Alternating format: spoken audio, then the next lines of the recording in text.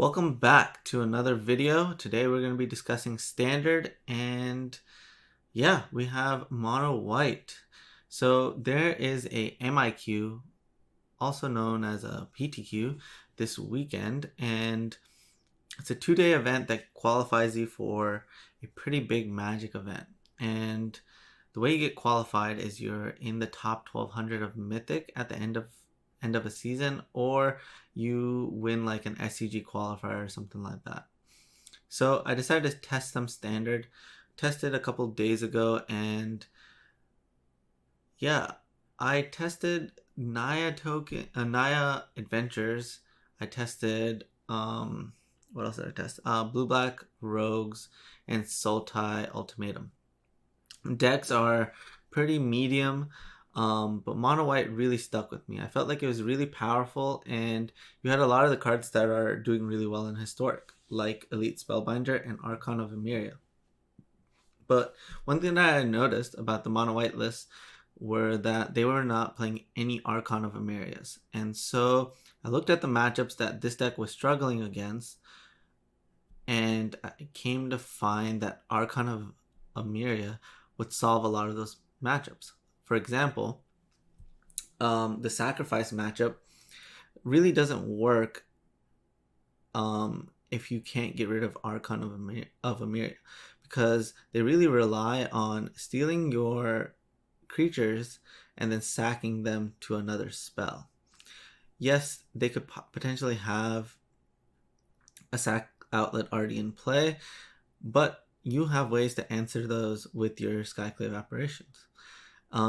So in my experience, Archon has done a great job covering that matchup. The other matchup that I keep finding this card to be so impressive in is the Sultai Ultimatum matchups. Sultai Ultimatum reads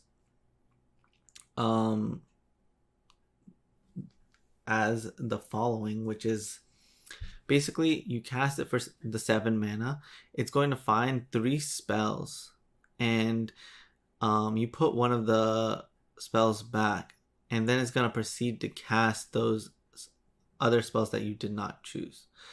And since it has that line of text in the fact that you have to cast a spell, Archon of Emeria, which says each player can't cast more than 1 spell each turn, it turns off the ultimatum. And also the other secret line of text, non-basic lands your opponent control enter the battlefield tap, just works so favorably. Elite Spellbinder, such a good card, such a amazing effect.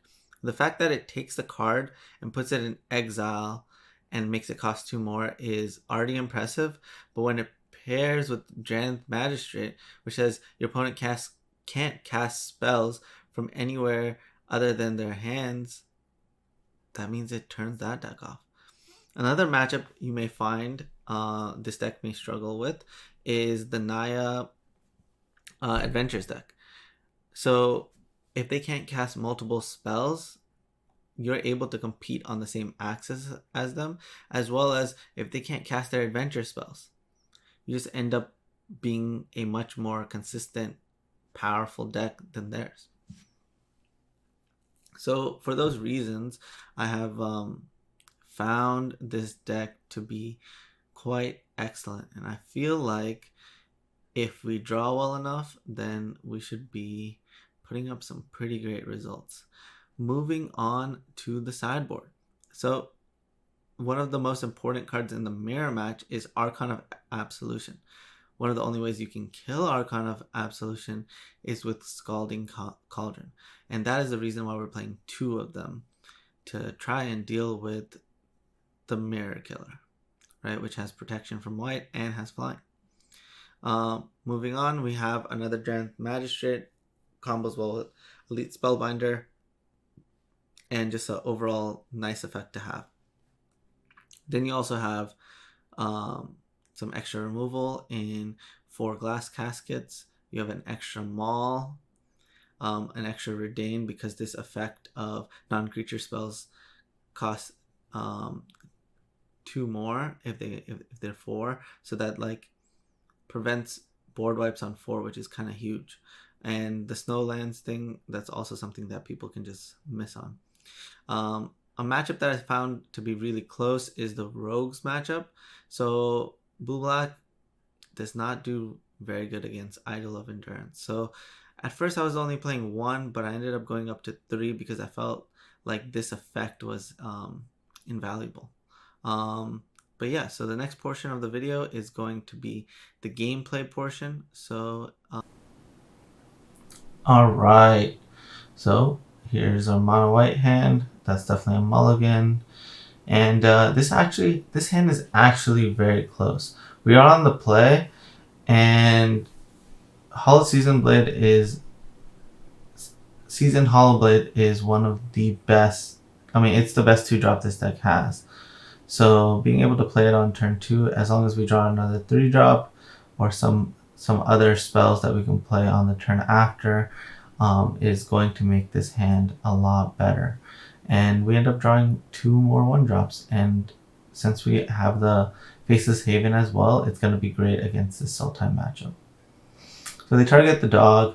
I felt as though if they're targeting the dog, then they may have a really good reason for that.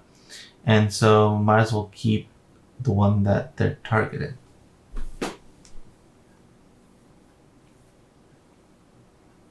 Whereas it might have been right to have a diversity of effects, but I feel like not giving your opponent an option is majority of the time the better option, if that makes sense. So we are massively flooding, but it seems like a good way to trade for some more damage,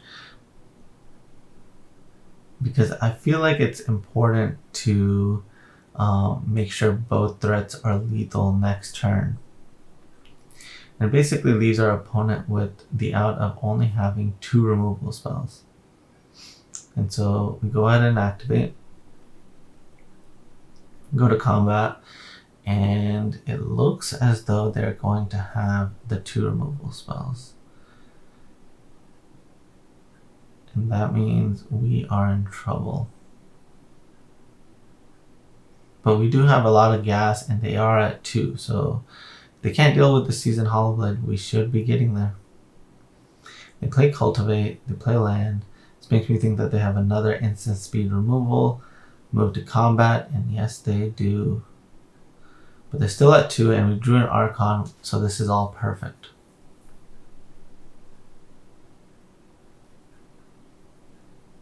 And here we have it. We steal it.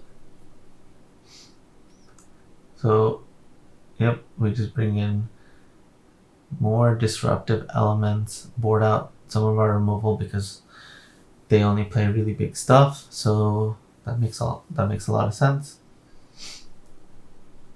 Mulligan to 6. This hand is fantastic. All you want to do is go 1, 2, 3, and we drew the 3rd land. So this game is looking very, very good.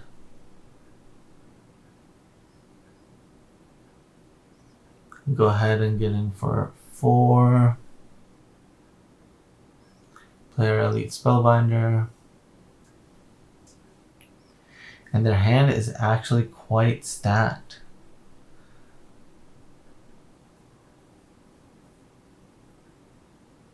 So this is actually a really tough spot. They cast Thirst. They're probably gonna end up getting rid of their Titan's Nest, so they only discard 1 card instead of 2.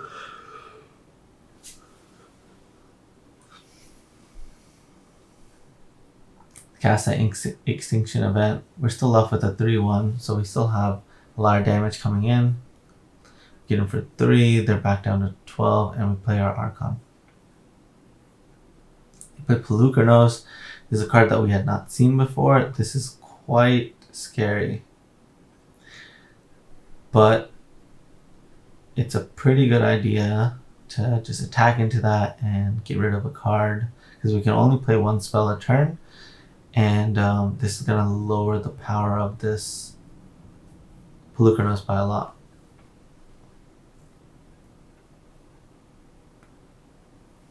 This turn is actually quite tough. So we can play this Drannith Magistrate, which can prevent this now 6-drop that's going to give all creatures -1/-1. But we do have an Archon that prevents it from seeing play next turn unless they have specifically a basic. So with the information we have, it seems as though protecting the Archon is going to be more valuable. But if they have a basic, we get extremely punished. And they just happen to have the basic. I felt like the gamble that I was taking was much more likely to succeed, but now our spot is just really, really bad. So we animate and swing. They trade, which is quite the surprise because they don't have enough gas to bring it back from the yard, but they have another one. So this game looks like it's over. Since they had the second one, it's just gonna be tough to beat. And this game's over. Alright, moving on to game 3. Bringing more Skyclaves. Pelucranos is something that we have to get rid of. So, yep, all this makes sense. And this hand looks absolutely fantastic. We slam a 1-drop, we have a 2-drop, we have a 3-drop, we have actually multiple 3-drops. Pretty excited about our spot. So let's see how it plays out. We don't have a lot of damage though. Keep in mind that we're dealing 2 damage with 2 creatures on the field. That is a ridiculously low number.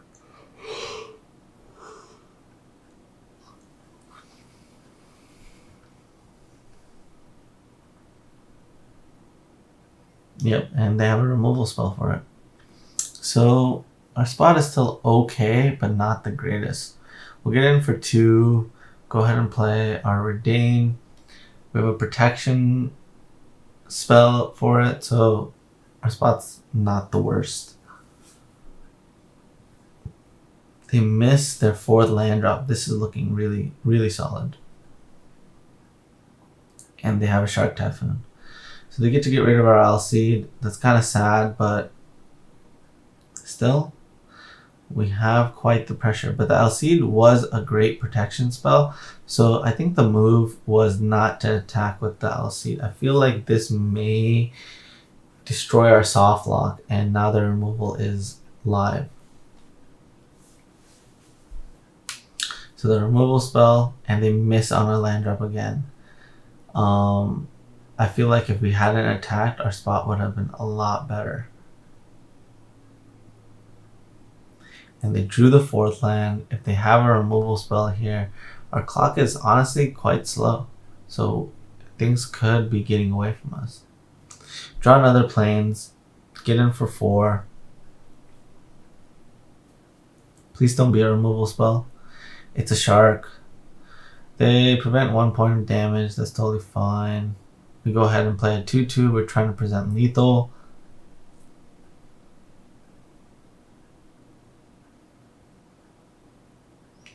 They have an Elspeth's Nightmare. That is tough. That means all their 4 drops are now live. And they're at 6. And we drew another plains. I don't know how we're going to be able to get out of this spot. So I felt like playing the Skyclave there just wasn't correct. Because another removal spell or board wipe, it just puts us in the worst spot ever.